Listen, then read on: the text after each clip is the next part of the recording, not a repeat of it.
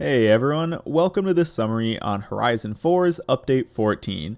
First things first, happy birthday to Forza Horizon 4. We're now officially 1 year from the launch of the game. It's crazy for me to think about. Obviously, the game's a pretty big part of my life, and I think it's already been a year since Horizon 4 has been out. Is just wild, especially considering how alive and active the game still is. So let's go ahead and dive right into the festival playlist, starting with the overall series rewards at 50%. There's another chance to get the Caddy Limo, and at 80% you can get the Ferrari 166mm. And then since this is sort of the anniversary series for the game, each season represents a previous Horizon game. So starting in summer, we're looking at Horizon 1. At 50%, you're getting the new to the game McLaren 600 LT, and at 80%, the 2005 NSX-R. There's a new showcase remix as well for this season. The 599XE is back to get, as well as the Mugen Civic. Then for autumn, you're getting the John Cooper Works Mini at 50% and the Koenigsegg 1-to-1 at 80%. And then for the trial, you're getting the new to the game Volkswagen IDR, which is a car I'm super excited to drive in the game. I'll throw up some footage of it in a minute, but it's basically a fully electric hill climb car that just has crazy downforce, and I think that it'll probably be setting some records somewhere in Horizon 4. But now moving on into winter, at 50%, you're going to be getting the DeBerti Design F-150, and at 80%, another chance to get the Cadillac Escalade. The Ford Falcon is also back, and another chance to get the M3 GTR. And finally, in spring, which is celebrating Horizon 4, we're getting the 75 Pontiac GTO at 50%, and the Chevy Impala at 80%. And then another super cool new car, the McLaren 720S Spider, is coming from one of the season events. So after they went over the festival playlist, they dove into most of the new cars and kind of talked about some cool engineering info about the new McLarens, as well as the IDR, which I learned has twice the downforce of the McLaren Senna, which is just a super cool thing to know. So if you are interested in that kind of more intricate details about the engineering of some of these newer cars, just go ahead and check out the live stream. Now, moving on to probably one of the more exciting new features that they added in Update 14, you can finally sell your wheel spin duplicates.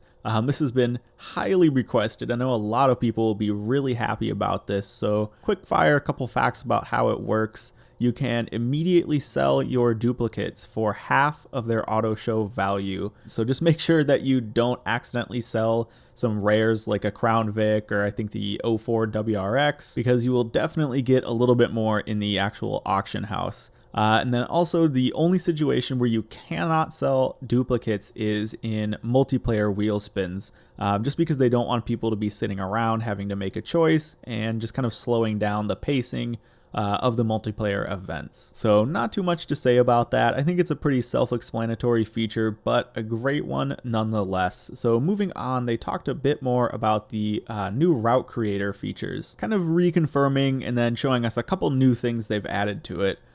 So we do know that you can just kind of jump through all the checkpoints you have set and move them or adjust them if you want. You can also, and I think this is new, undo all of your checkpoints up to a certain checkpoint and then restart from that selected checkpoint. So you don't have to just kind of scrap the whole route you have in progress and just restart the whole thing. If you just want to mess with a couple checkpoints that are later in your route, you don't have to start over from scratch. So that's definitely a nice quality of life thing. And then finally, you can test while creating. I think this is new as well, so you don't actually have to finish your sprint or finish your circuit or whatever to test the route with the AI. You can just set, 3 or 4 checkpoints, see how the AI reacts to them, and then just go from there, which is, again, another nice quality of life feature. I actually don't really use the route creator that much because it is a bit of a hassle, and another issue I have with it is that it can be hard to find good created routes, but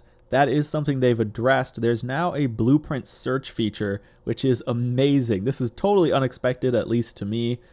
So now I'll throw it up on screen, but you can see kind of all the different search criteria you can look for. Another thing you should notice at the bottom is that now every blueprint has a 9-digit code. So if you want to share a specific blueprint, you just give your friend that code. They can plug it into this search bar and it will immediately take them to the right blueprint. That's an awesome new feature that I'm excited to be able to use myself.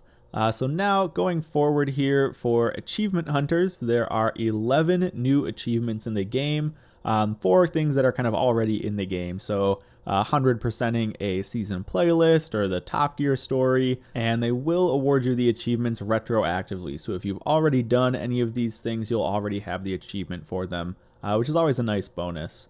So then from there, they kind of went into this big infographic about the past year in content updates for Horizon 4. Now, I love this kind of stuff. I've already spent a ton of time kind of reminiscing and going over this image here. I know it's easy to get bummed out with, the newest update doesn't have a lot of what you like, but when you see the whole picture, everything they've added to this game, it's just hard not to appreciate how much they've added post-release. I mean, if you just count the cars, I think that's about 150 new cars added to the game. And that's huge. That's bigger than a lot of other games' complete car lists. And then you've got all the new major features. You've got things like custom adventure, free-for-all adventure, drift adventure, class-based rivals, the route creator, the new painting options. I mean, these are all big features that have been added for free post-release. So I won't spend too much time on this. It's just really cool to see kind of everything they've added in one picture. And again, it really helps to make you appreciate just how much we've gotten over the past year. Finally, moving forward, they talked a little bit about some updates and fixes. Apparently people were having issue with a lot of stat tracking. Playlist percentage issues were apparently fixed. Stat tracking with distance traveled was fixed. I think showcase remixes for the star cards had some issues as well. So hopefully that stuff is all fixed and ironed out now. And then they went into a quick Q&A. I know for the past, maybe 3 live streams now, they've teased new body kits. They did that again with this live stream. They talked about the Bone Shaker nerfs, and I think they're going to do that by just removing them from certain online events. So I'm not sure if that means they'll be removed, just from multiplayer and they'll still be able to compete in rivals, or if they're just going to pull them out of kind of every competitive leaderboard or event in the whole game. We'll see kind of what happens there. And then finally, they sort of teased that the next series should be a good one for new cars. So that is just about it, guys, for the live stream summary on Update 14. Thank you guys so much for watching. I hope you've had as much fun over the past year with this game as I have, and I hope you're looking forward to the future as much as I am as well. So again, thanks for watching, and I'll see you in the next video.